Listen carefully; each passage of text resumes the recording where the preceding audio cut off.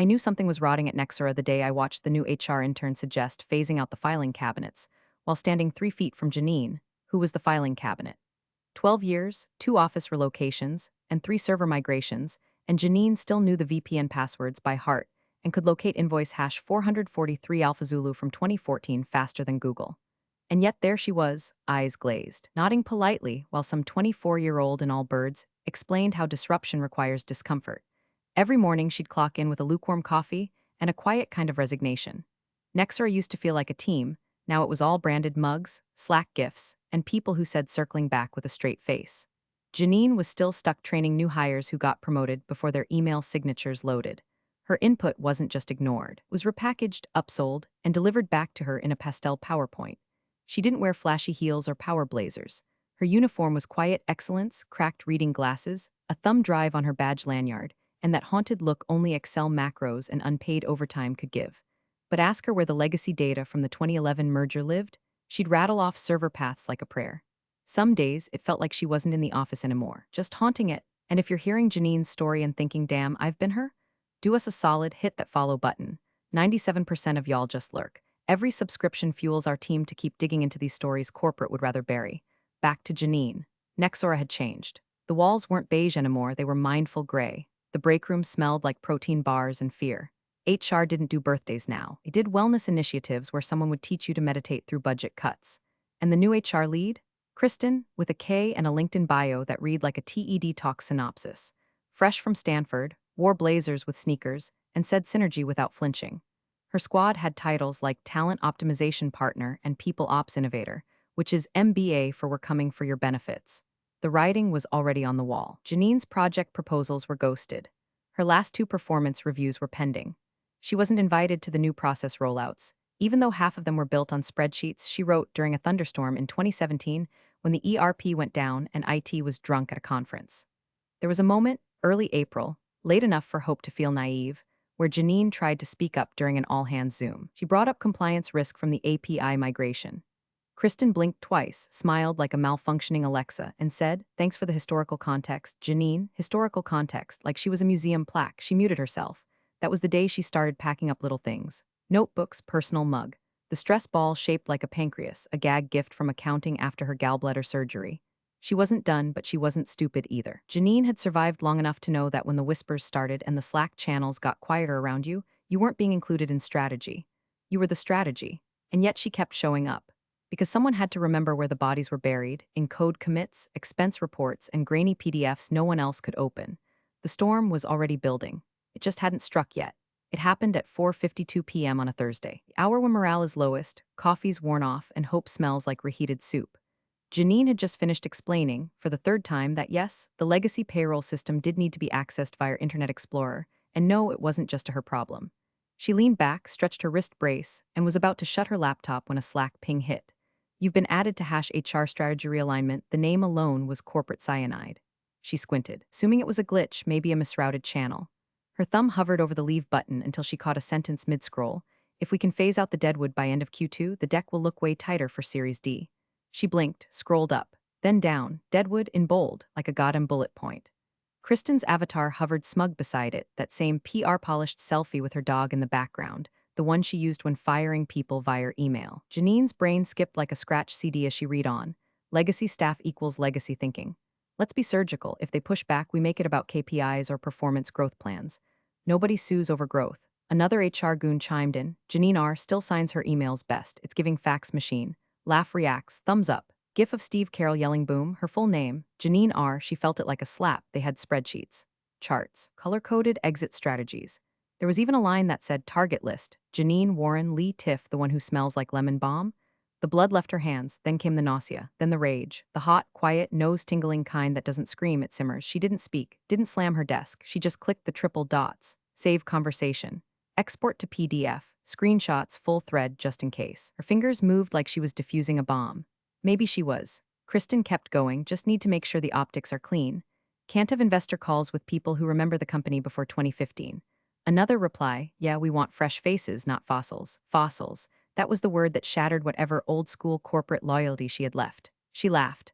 A dry, broken thing, more wheeze than joy. Janine had missed her nephew's birthday to prep the last ops deck.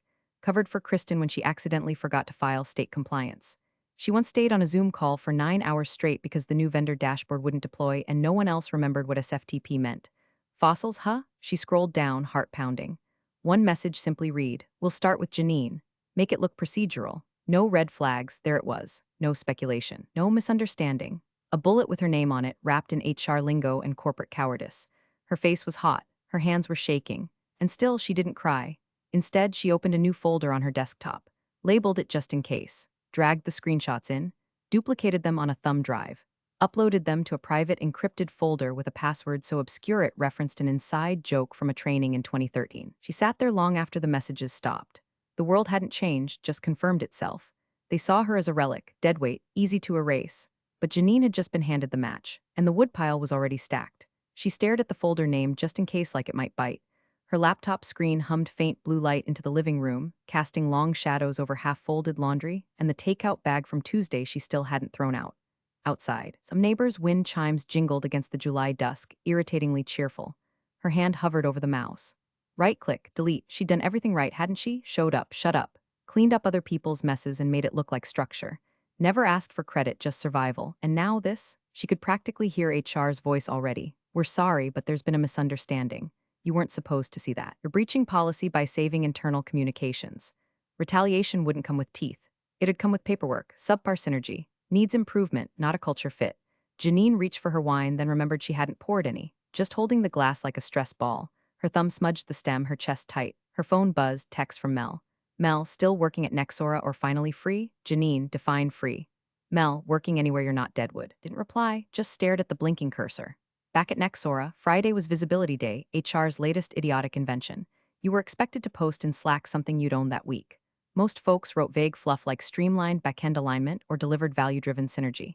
Janine once posted fixed the invoice system nobody knew was broken. No one reacted. Her heart beat like a drum under wet clothes. She reopened the screenshots. Watched the messages roll past again. Kristen's smug tone, the casual cruelty, the groupthink rot that had settled into the company like mold behind drywall. She imagined sending them to the board, the press, the whole damn internet. But then she imagined the other version, walking into a surprise performance meeting. Having IT cut her access while she was mid-sentence. HR delivering a manila envelope with release language and a tight-lipped apology. Her stomach turned. A notification lit up. Slack, Kristen M. Changed the name of #HR strategy realignment to #people ops review. Then, you have been removed from this channel. Oh, so they noticed. She rubbed her temple, then unlocked her phone and dialed someone she hadn't spoken to in months.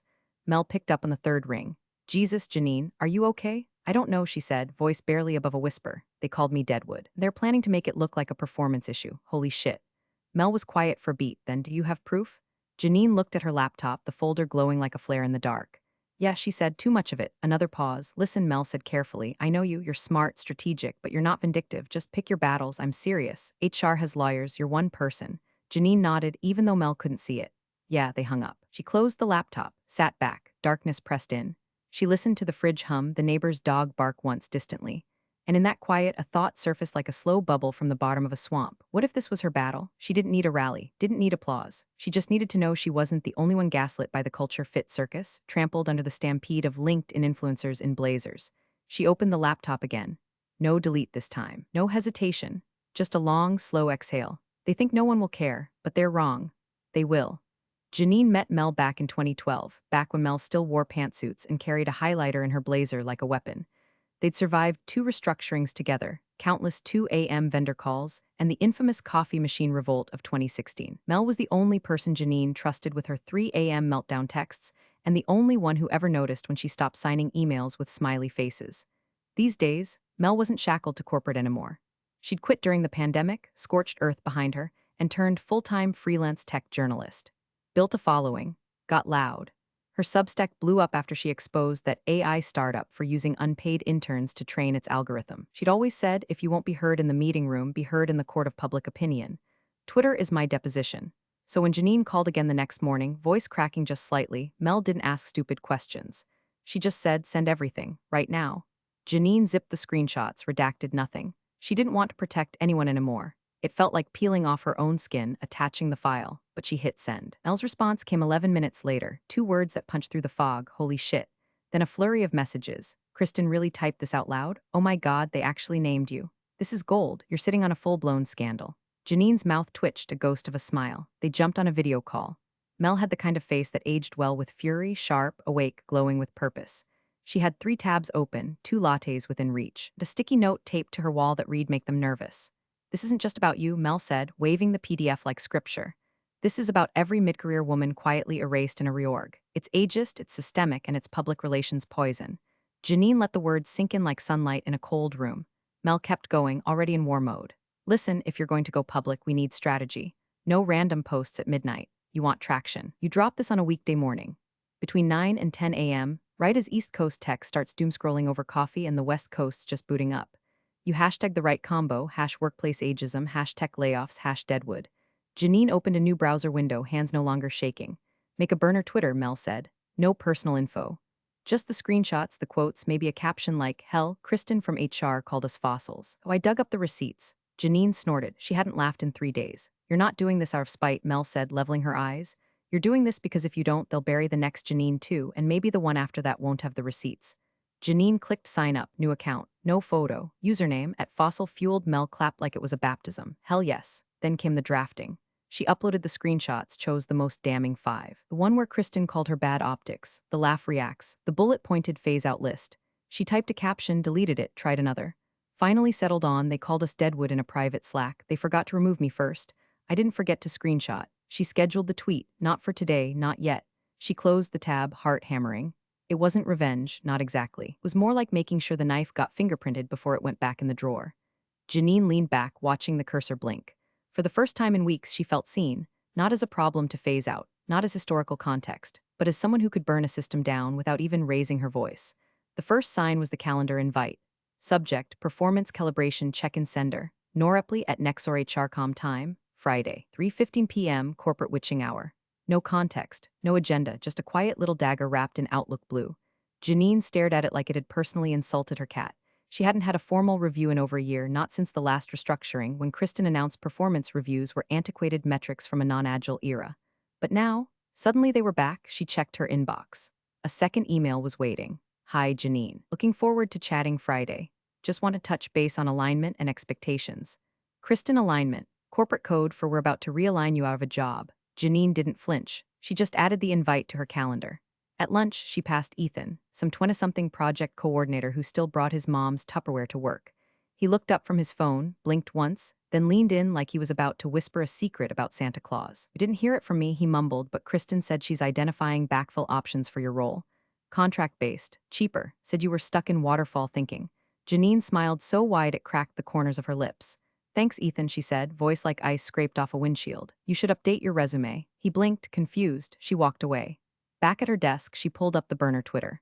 The draft tweet was still waiting in the scheduler, like a pit bull on a leash. Her finger hovered over the schedule button. One click, no undo, she clicked. Tweet scheduled for Friday, 9:30 a.m., right before her meeting.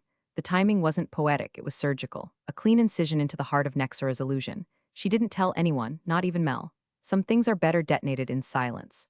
That night, Janine went home and cooked herself a proper dinner for the first time in weeks: salmon, roasted carrots, a glass of wine she didn't water down with guilt. She lit a candle, played jazz, let the burner phone charge quietly on the counter. She didn't sleep much, but not from anxiety, from adrenaline. A deep hum in her bones, like something ancient and unstoppable had finally woken up. By morning, the air in her apartment tasted electric. At 9:30 a.m. sharp, the tweet hit. No filter, no softening. Just screenshots, tags, and cold corporate reality. The reaction wasn't immediate.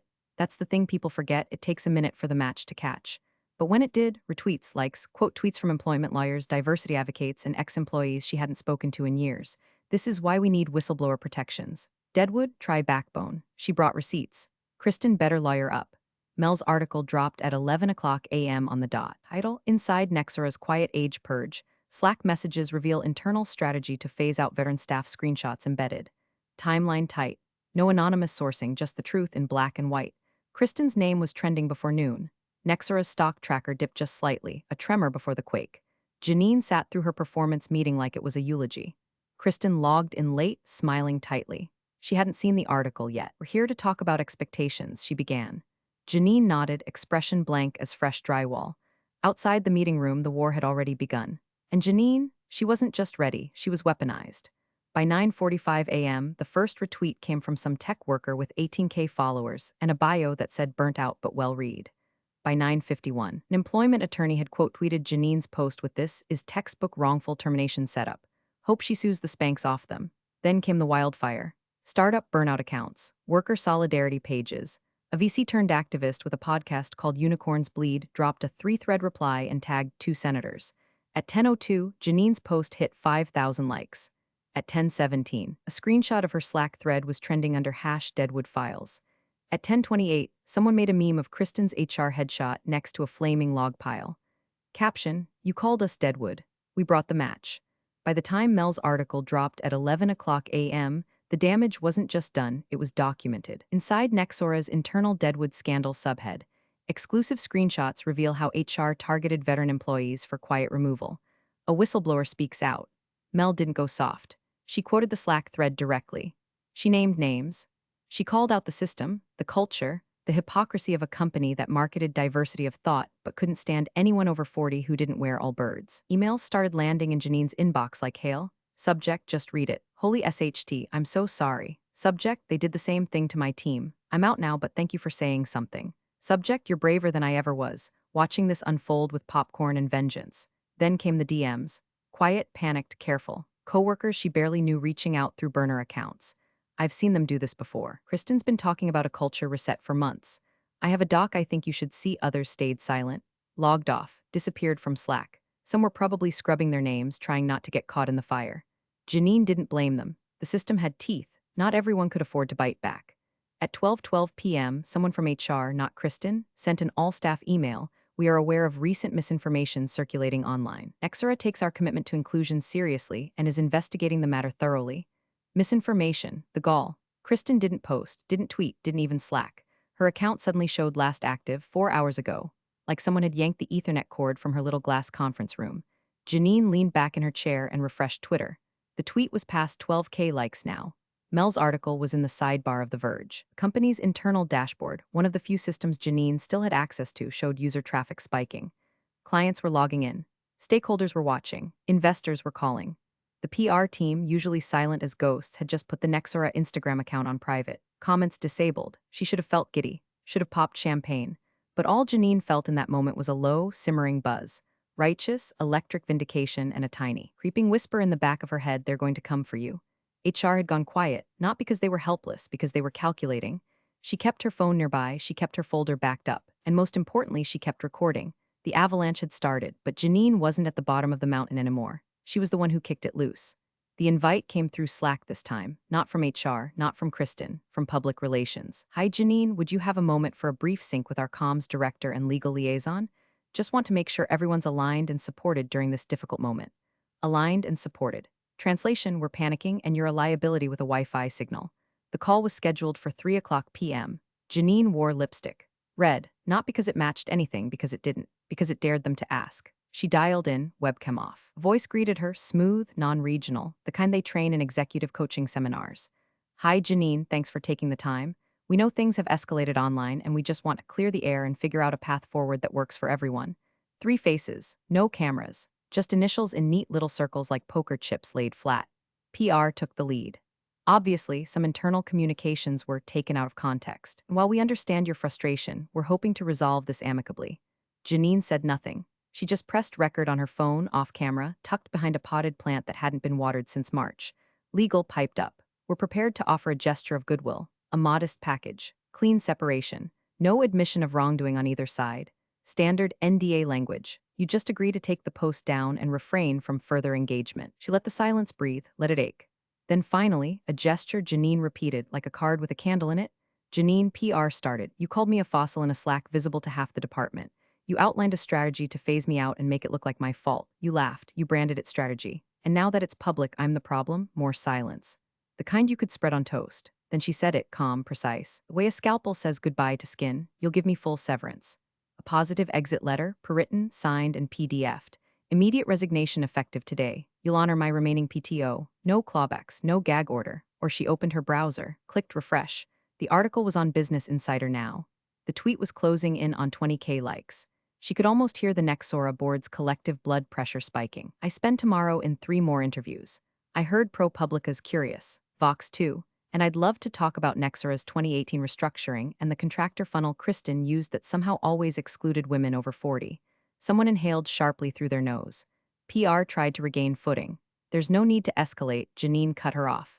You wanted quiet? You should have kept me invisible. I told her they'd need to review terms and circle back. She told them they had until EOD. She ended the call, took a sip of water, then opened Twitter. She didn't post another statement, no follow-up thread, no hashtag storm. She just posted a single emoji, firecracker. Within minutes, her DMs blew up again. Someone from marketing sent her 3 flame emojis and a thumbs up. A senior engineer, laid off the year before, messaged, just saw the bomb drop. Emojis in the Louvre now. Kristen still hadn't posted. HR was still ghosted. And Janine, she wasn't done yet, but she was winning.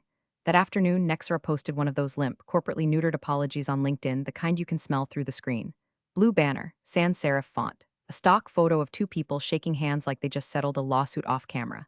At Nexora, we value transparency, respect, and inclusion. We are listening. We are learning. We are growing. They didn't mention Janine. They didn't mention the words Deadwood, fossils, or the fact that half the internet had seen their HR Slack thread get flayed alive by public opinion. But they did include the phrase "our people are our greatest asset," which, at that point, was like saying your funeral will have great catering. It took 17 minutes for the post to get radioed. 1,200 comments. 3 reposts. 9,000 downvotes. The top reply was from someone who screenshotted Janine's tweet and simply wrote, "If this is how you treat your greatest asset, what do you do to your interns?" By 3:45 p.m., Nexora's Instagram was set to private. A travel influencer tagged them in a story and wrote, "We love brands that call their employees fossils." Cute. Glassdoor, a crime scene. Anonymous reviews flooded in, some real, some definitely rage fiction. But the titles alone told the story. Ageism is the new synergy. Good luck surviving Q3, sweetie. My boss used to say people over process. Turns out he meant you're fired. Janine sat on her couch watching the fire spread, not giddy, not smug, just quietly astonished that the thing worked. She hadn't hired lawyers, hadn't leaked to WikiLeaks, hadn't screamed or protested or called anyone a monster. She just posted screenshots, told the truth. Lit a match. At 4:22 p.m., she got an email from an anonymous Proton Mail account. No subject line, just a forwarded memo. Internal only urgent briefing. As a result of this week's events, Nexora has experienced a temporary dip in investor confidence. Leadership structure and internal operations will undergo board review effective immediately. Crisis comms protocol is now in effect. No staff are permitted to comment externally. Janine read it twice, then again, then just stared at it, mouth dry. She stood, walked to the kitchen, pulled out a half-dead bottle of Malbec she'd been saving for a good enough reason. She poured a glass full, no shame, and took a long, slow sip. It didn't taste like victory. It tasted like a long exhaled breath after being underwater too long. The system didn't protect her, never had, but this time it answered. Her phone buzzed, dozens of alerts. Articles, memes, DMs. Shots? One former colleague had edited a pic of Janine onto Joan of Arc's body with the caption, "She burned the old world, now they want her ashes." Janine laughed so hard she almost choked on the wine. Then she set the glass down, leaned back on her couch, listened to the hum of her fridge and the war drum of notifications. She was waiting for one final ping, one last message, one final act to seal it. She didn't know where it would come from: legal, PR, maybe even the board itself. But it would come, because they didn't have a choice anymore. It hit just after sunrise the next day. The final article, front page of Business Insider, cross-posted to Yahoo Finance, and plastered across every HR group chat from here to Palo Alto like gospel in Comic Sans. Former Nexora analyst exposes ageist layoff culture, goes viral. Subheader: screenshots show internal Slack messages referring to veteran employees as Deadwood and detailing quiet terminations. There was a photo, not of Janine, but of the Nexora building in shadow with a caption that read, "She didn't burn it down, they handed her the match." And in that moment, Janine didn't feel powerful. She felt finished. Not like an ending, but like punctuation. A sentence closed, a chapter turned. At 10:47 a.m., her personal inbox lit up. Subject: severance agreement, final draft attached, 6 pages of corporate surrender, full severance. PTO paid in full, positive reference letter. Exit effective immediately. No gag clause, no NDA. The payout was more than she expected, way more. Enough to pay off the last chunk of her mortgage and still leave room for a few reckless decisions. She laughed when she saw the total just once, like the sound of something old finally breaking free. No apology, of course. That would imply accountability. But they paid, they bled, they bent. She opened the letterhead PDF, fancy language, glowing remarks, dedicated, solutions-oriented, a valuable contributor to operations. Kristen didn't sign it, someone higher did. Janine saved it anyway, just in case. The original headline, the one from Mel's article, was already showing up in HR Slack channels nationwide. Someone told her it was now required reading in an ethics seminar at a mid-sized SAW firm in Seattle. Another HR consultant posted it in a LinkedIn slideshow titled, How Not to Handle Workforce Realignment. Janine screenshotted that too. Saved it with the rest, not out of spite, out of memory, out of proof that she wasn't crazy. Out of spite and memory, she updated her Twitter bio, Deadwood burns. By sunset, the flames were everywhere. She deleted Slack from her phone, blocked her old work email, lit a candle that smelled like cedar and smoke, and let herself feel it, something between vengeance and peace. She wasn't trying to be anyone's hero, she just refused to be their collateral. Outside, the sky glowed orange. Inside, the fire had already done its work. Nothing left to phase out, no one left to replace. Just ashes and silence. And her, finally, blessedly free. Appreciate you sticking around, you legends of the break room. Subscribe for more chaos. Let's make your old managers spill their coffee in fear.